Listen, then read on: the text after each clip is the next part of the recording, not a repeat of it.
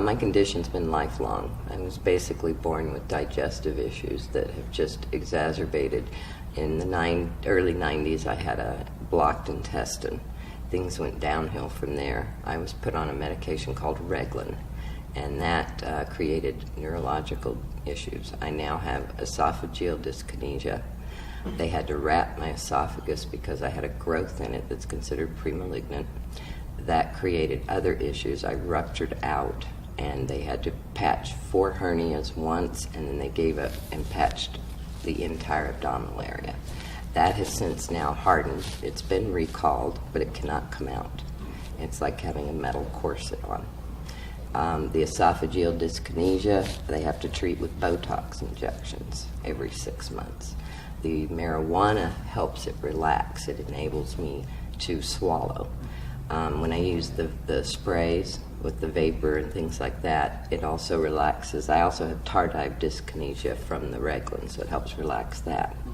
When you get to the stomach issues, that's paralyzed. I have gastroparesis, so it creates contractions, which my understanding is that's what the munchies are. It makes your stomach contract, and so that helps me have an appetite, makes me hungry. There are various strains that I use for hunger and strains I use for pain and relaxation.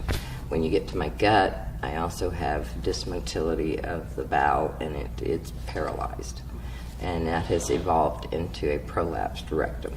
So the pain involved in all of that, the marijuana helps tremendously. I'm allergic to opiates. I can't take morphine. I can't take over-the-counter ibuprofen. I can't take codeine. I can't take any of those. Even Tylenol can bother my system and disrupt it. Medical marijuana is all I have.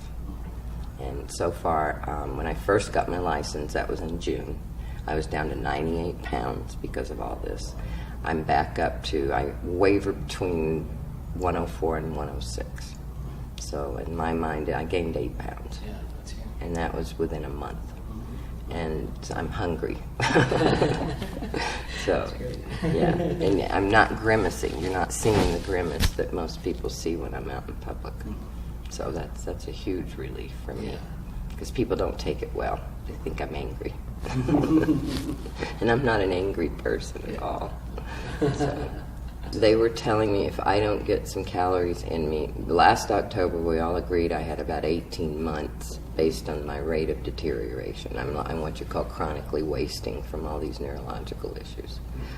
Now it's evolved into lack of muscle, so tendon issues. I used to make jewelry. I did that until about a week ago. I finally gave it up. I'm having to shut down my business. I'm too weak to do the shows, to sell it. I'm too weak to get out there to do the shops and things. So that's all I've got left. You know, I'm a Kaiser patient. My doctors are not allowed to sign the apps. They flat out tell me they're afraid they'll lose their license over it. And again, that's something I'd like legislature to look into because it's discouraging the doctors. They're all for it. It's in my records, and they're all for it. I have a team of doctors working with me, a rheumatologist, a GI, a surgeon, and a primary care, and a mental health therapist. Every one of them backs it 100%. In fact, they were thrilled when I got my license, but I went through a friend's reference and met with their doctor. She spent 45 minutes with me. She turned down 3 people ahead of me, so I knew she was legitimate. And she got all my records that I brought with me, and we went from there. And within a month, 8 pounds was on. I'm real impressed with the way the dispensaries, the legitimate dispensaries, are set up, because I have seen some that I was not impressed with. If they could look at that and do some more studies, do some testing. I'm hearing even autistic children are being helped. So they need to do some more studies. They need to encourage the medical field to back it. The ones that are backing it are afraid to do anything other than just say, oh yeah, I think that'd be good for you. They need to encourage them to get out there and sign the applications and encourage their patients to try it, especially in a state like Colorado where it's okay, where it's available. And for what it's worth, I'm using it as tax write-off. I used the receipts to get my mortgage modified as a medical expense. The mortgage company took every one of those receipts into account. So it's a medical thing. It is not just me wanting to be a stoner.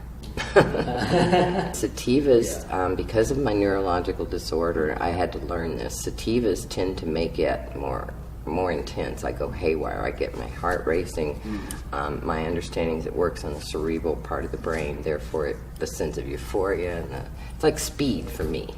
So I have to stick with the heavy indicas because I need to relax. I've got muscle spasms and esophageal spasms and so on.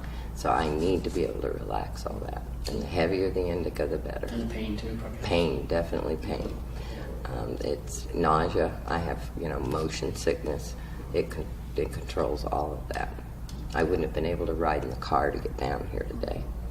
The other thing they should know is it's Western medicine is why I'm in this condition.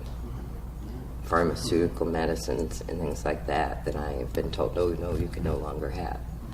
And that's why I'm here. If I'd had the marijuana legally as a child, maybe a teenager even, some of this stuff might not have evolved into what it's evolved into. I've had 21 surgeries because of all this. And a lot of my issues are because of all the surgeries. And I don't think it would have happened if I were allowed to use it legally. If they would legalize it, people like me would have a shot. This has been a lifelong issue. And I know I self-medicated as a teenager and a young adult. And I'm to the point now where it is the only thing I have. And they need to look at it in that regard and not consider it a drug. It's an herb. It shouldn't be lumped in with the drugs, the chemicals, and things like that.